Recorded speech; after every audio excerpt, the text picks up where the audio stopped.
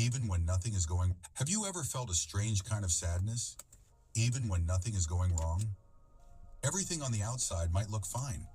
You might be doing okay at work. The people around you might even say you look happy. But deep inside, there's something heavy, something hollow, like there's a piece of you that's missing and you don't know where it went. You smile in front of others, but when you're alone, the silence feels loud. And the worst part is, you can't even explain why it hurts.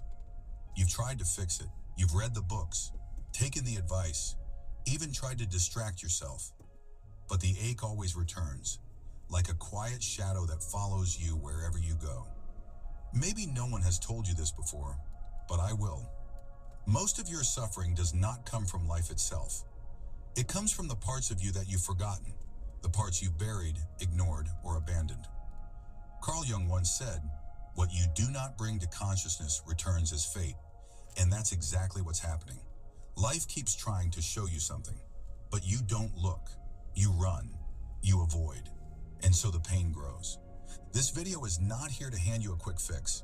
It's not motivational fluff or fake positivity. This is a wake-up call, a raw, honest invitation to look at what you've been hiding from, even within yourself. So give me these 23 minutes, not to escape your pain, but to finally understand it. Because when you truly understand what's hurting you, something powerful shifts. Now let's begin. You're not broken, you're disconnected. The first thing you need to understand is that your suffering isn't proof that something's wrong with you. It's a sign that somewhere along the way, you lost your connection with yourself. It didn't happen all at once. It started quietly. When you were taught to please others, to act a certain way, to be who the world wanted you to be. Little by little, you pushed aside your true self. You silenced your anger to avoid conflict. You hid your sadness to appear strong. You denied your desires so no one would judge you. And over time, you became a version of yourself that felt safe, but not real. You stopped being you, just to be accepted. And that disconnection, that split between who you are and who you pretend to be, that's the root of the pain you feel now. Not the breakup, not the job stress, not the loneliness, but the deep, silent loss of your own truth. Jung believed the soul knows when it's living a lie. That's why even when everything seems okay, you still feel restless. Your soul remembers the real you, even if your mind has forgotten. The mask you wear is heavy. Every day you wear a mask. Maybe it's the strong one, the kind one, the always available one. You smile when you're tired. You say I'm fine when you're anything but. And people around you, they have no idea what you're carrying. But behind closed doors, it hits you. That feeling of being emotionally drained. That strange emptiness that creeps in even after a good day. That question that lingers. Why do I still feel like this? Here's the truth. You're exhausted not because you're weak, but because pretending to be someone you're not is exhausting. Carl Jung described this false version of ourselves as the persona, a mask we create to survive in the world. But the more you wear the mask, the more you forget who's underneath it. And when you forget yourself, you start to suffer, quietly, deeply, and often alone.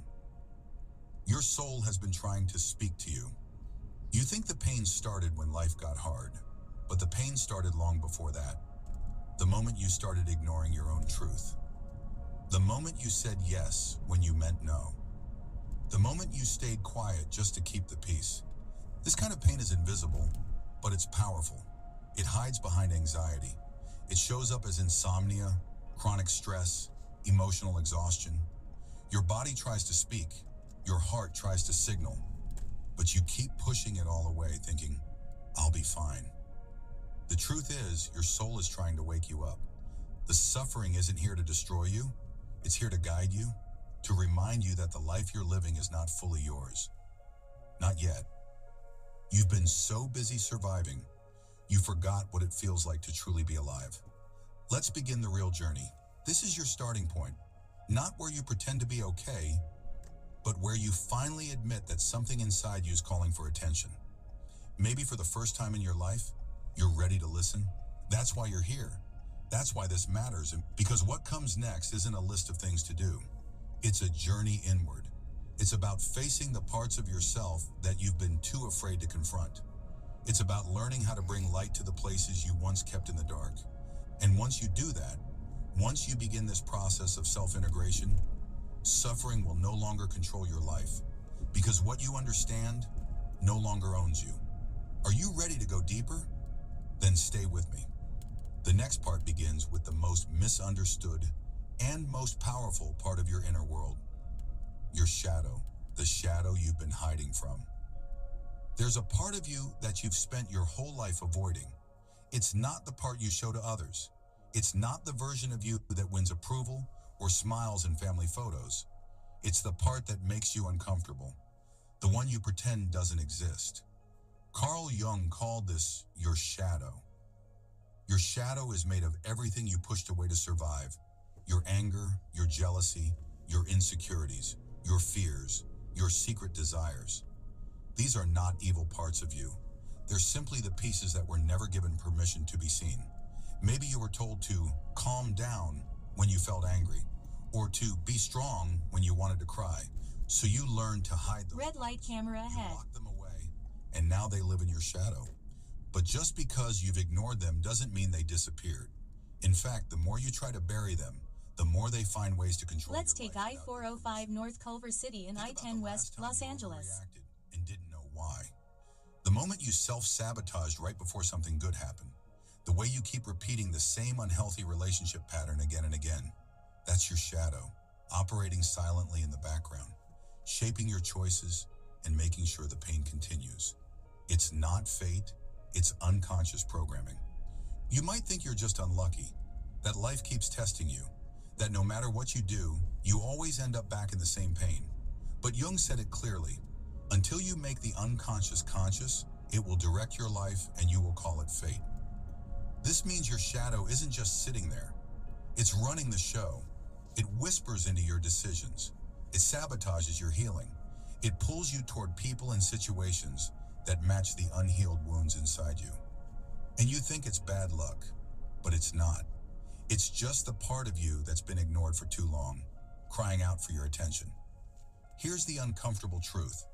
As long as you keep fighting the symptoms, anxiety, sadness, guilt, without facing the root, the cycle will repeat. You will keep hurting in the same places.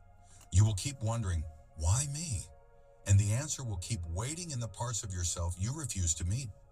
Your shadow is not the enemy. It might sound scary, confronting this part of you. It's easier to say, I'm not like that. Easier to blame others, to act like everything's fine. But if you want real healing, you have to go deeper. You have to stop running, because here's something most people never understand. Your shadow isn't evil. It's not out to destroy you. It's the part of you that was exiled, that's been waiting to come home. Jung didn't believe in killing the shadow or denying it. He believed in integrating it, in bringing it back into the whole. Because what you reject controls you, but what you embrace transforms you. Your anger, it might hold the key to your boundaries. Your sadness, it might be where your depth lives. Your fear, it might be trying to protect you from repeating a wound. You don't need to become someone new. You just need to become whole. That means facing what hurts and choosing to understand it instead of run from it. The real work begins when you stop pretending. This is the part where many people quit, because it's easier to stay in the loop, to keep blaming others, keep numbing the pain, keep hiding from the truth. But something in you didn't quit. You're still here, still reading, still feeling. That means you're ready. Ready to stop playing the victim. Ready to admit there's more to you than what the world sees. Ready to face your own inner battlefield. Not to destroy yourself, but to finally bring peace to the parts that never had it. This is the beginning of real healing, and it's not always pretty. You'll have to look in the mirror and admit things you've been avoiding for years. You'll have to stop pretending everything is fine. You'll have to sit with emotions you once labeled as wrong. But what you'll find on the other side of that is freedom, not the fake kind that comes from escape, but the deep, unshakable kind that comes from knowing you've finally stopped betraying yourself. In the next step, we begin the confrontation. Now that the shadow is no longer hiding, it's time to decide what to do with it. Awareness is the first step, but not the last. Real change begins when you take action. When you stop explaining your pain and start exploring it. When you stop running from what hurts and begin asking, what is this trying to teach me? In the next part, we'll walk into the most powerful part of your healing journey, the confrontation. The moment you stop avoiding what's inside you and start transforming it. Because once you face your shadow, everything changes. Facing the shadow means facing yourself. Now that you've met the part of yourself that hides in silence, you've arrived at the hardest part of this journey, the confrontation. This is where many turn back, because what lies ahead isn't easy. It asks more from you than reading a book or listening to advice. It asks for honesty, brutal, uncomfortable, heart-shaking honesty. To face your shadow, you must admit things you've spent years denying, that you've made choices that hurt you, that you've tolerated things you shouldn't have, that you've ignored your needs, your body, your emotions, just to fit in, just to keep peace, just to be loved. This is not about guilt. It's not about blame. It's about reclaiming your power. Because once you take responsibility for your inner world, no one else gets to control your peace again. Not your past, not your trauma, not the people who hurt you. Carl Jung believed that healing doesn't happen by avoiding darkness. It happens by walking through it with eyes wide open. Your body has always known the truth. The mind is clever. It knows how to create stories. It can justify almost anything. It can convince you you're fine even when you're drowning. But the body never lies. Think about it. That knot in your stomach when you're around someone who drains you. That tension in your chest when you say yes to something that feels wrong. That deep fatigue that shows up every time you pretend to be okay when you're not. These are not random symptoms. They're signals, warnings, messages from the parts of you that have been silenced for too long. Jung saw the unconscious not as a storage bin of trauma, but as a living intelligence. It speaks in dreams, in tension, in repeated patterns. And if you ignore it, it doesn't stop speaking. It just speaks louder. You don't need to be a therapist to begin this work. You just need to listen, slowly, gently, without trying to fix or label everything. Simply ask yourself, what is my pain trying to tell me? Because once you stop resisting the message, the healing begins. The first step, let the truth come out. You can't change what you won't face, and you can't face what you won't admit. That's why the first true step to healing is expression, not to others, to yourself. Take a notebook, sit in silence, and write down what you've never said out loud. Not the things you think you're supposed to feel, but the raw, unfiltered truth. What are you ashamed of? What do you secretly want? What have you been carrying that no one else sees? Write it all down. Let it be messy. Let it be ugly. Let it be honest. Because every time you tell the truth to yourself, the lies lose their power. You don't have to solve it all at once, but the moment you begin to acknowledge what's inside, even the darkest parts, you start pulling your power back. Healing happens in the smallest moments. You might think healing needs to be dramatic, like one big moment that fixes everything. But real healing is quiet, subtle. It happens in ordinary moments. When you choose to listen instead of avoid. When you say no without guilt. When you let yourself cry without calling it weakness. It's when you finally stop explaining away your needs. When you rest without apology. When you walk away from what drains you. When you forgive yourself for not knowing better back then. These small choices add up. They rewire your nervous system. They rebuild trust within you. They tell your inner child, I see you. I'm here now. You're safe. This is not the kind of healing that others will always notice, but you will. You'll feel lighter, clearer, stronger, because the war within you finally starts to end.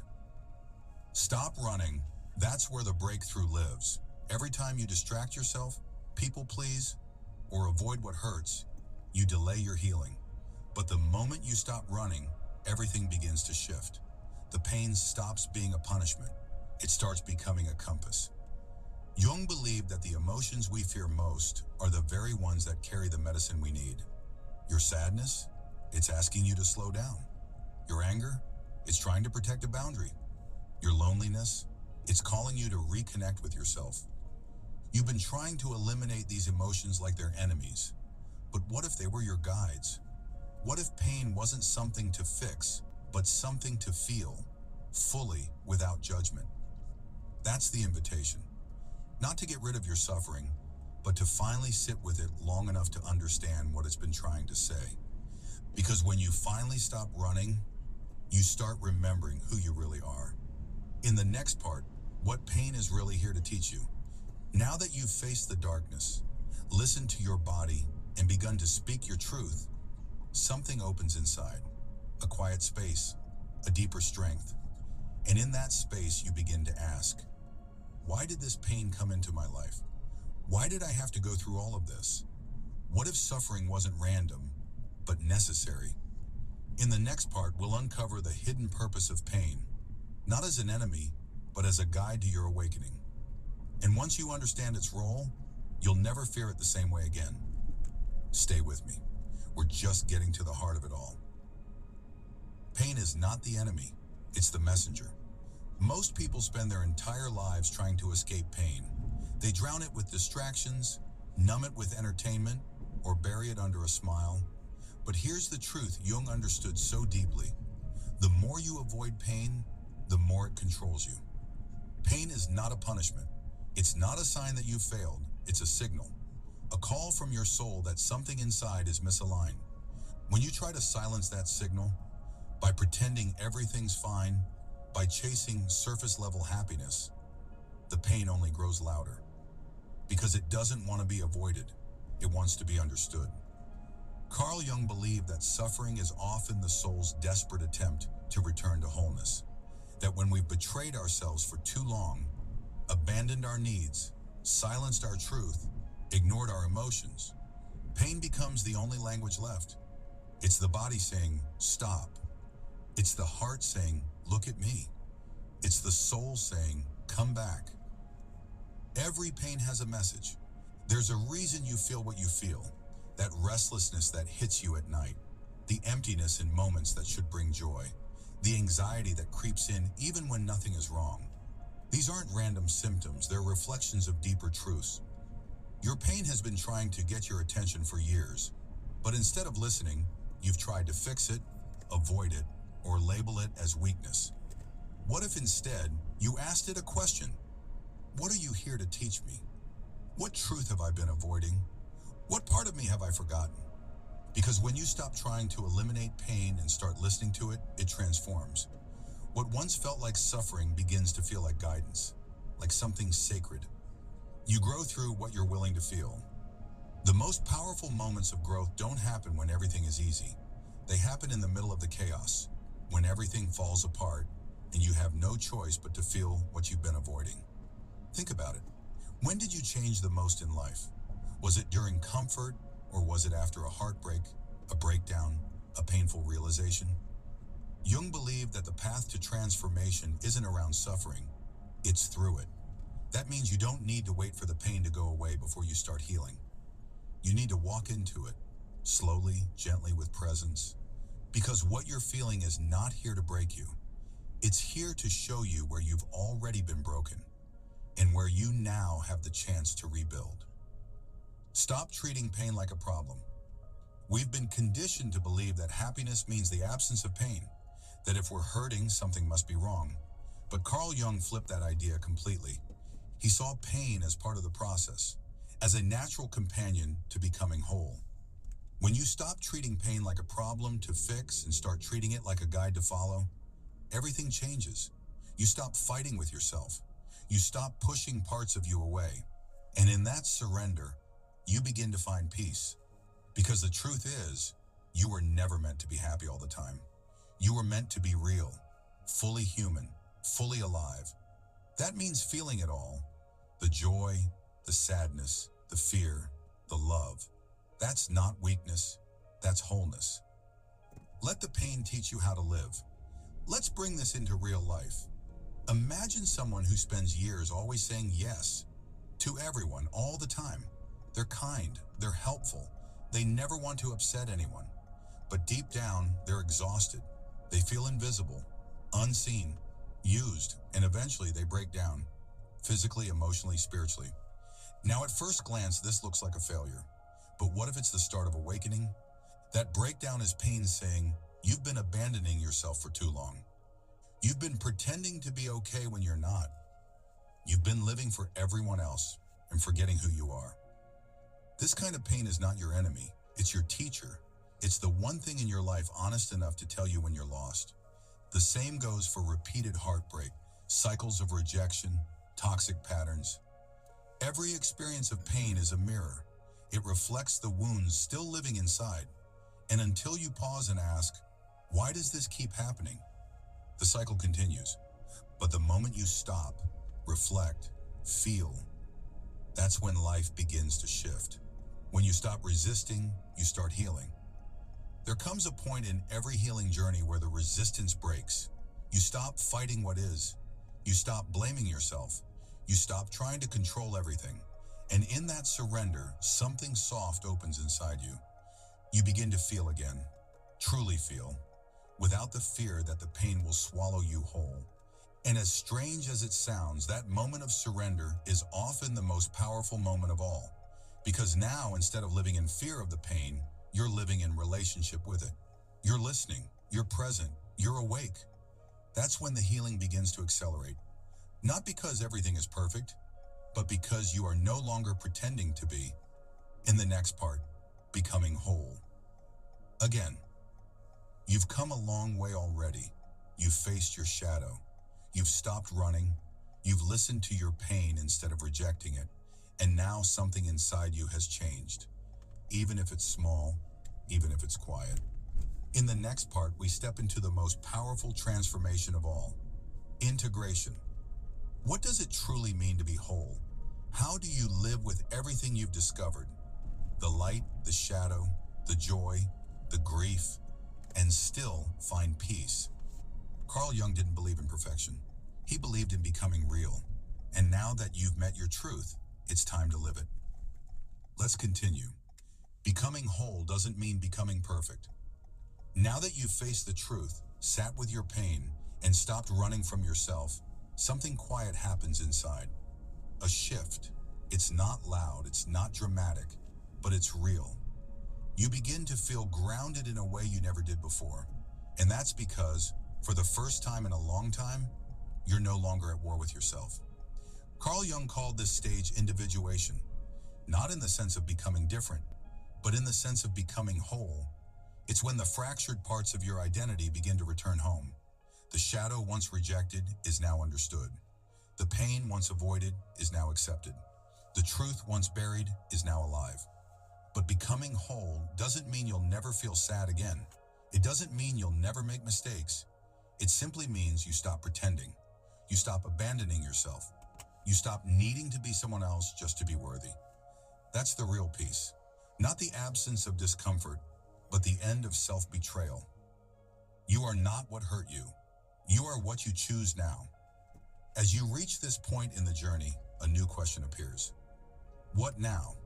What do you do with all that you've discovered?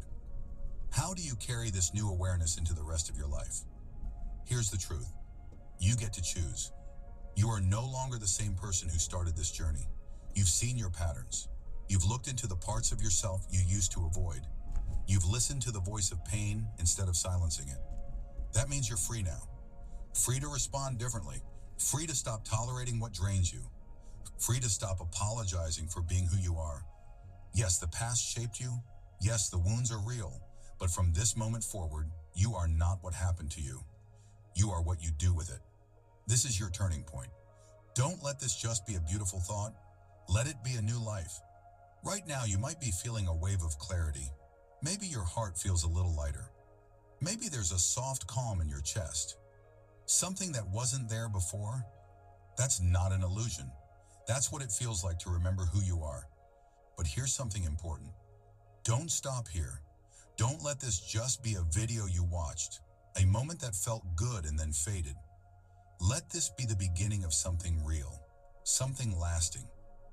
This journey doesn't end when the pain softens. It truly begins when you start living from this deeper truth.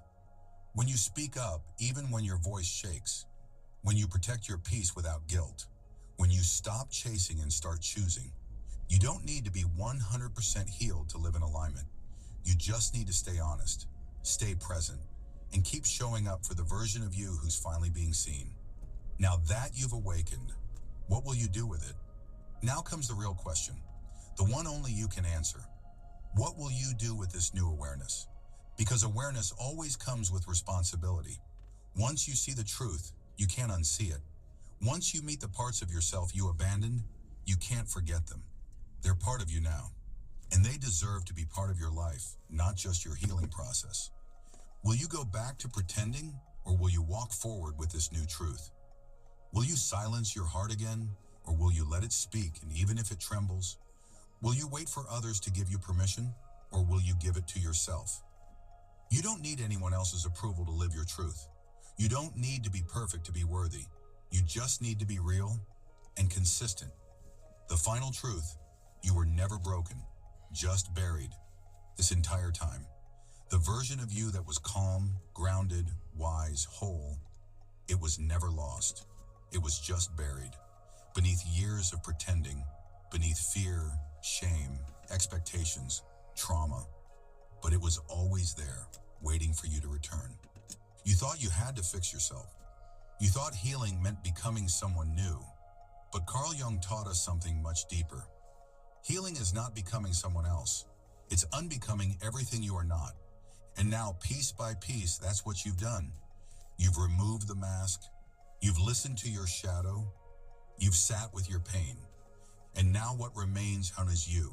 The real you. The whole you. Now it's your turn. Step into the life that's always been yours. So here you are, not healed completely, not perfectly wise, but honest, awake, present, and that's more than most people ever dare to be. So I ask you, with full heart and full presence, what was the moment in this journey that hit you the hardest? What part made you pause and feel something you've been ignoring? Comment it below. Not for me, but for you. Writing it down as a declaration, a commitment to not go back to sleep. Because you've woken up now. In this world, it needs people who are truly awake. If this journey touched you, don't stop here. The next video will continue this path, guiding you deeper into what it means to live as your whole self, with love, with awareness, and with unwavering truth. You've come this far. Don't stop now. You've already started the most important journey of your life, the journey home. I'll see you in the next step.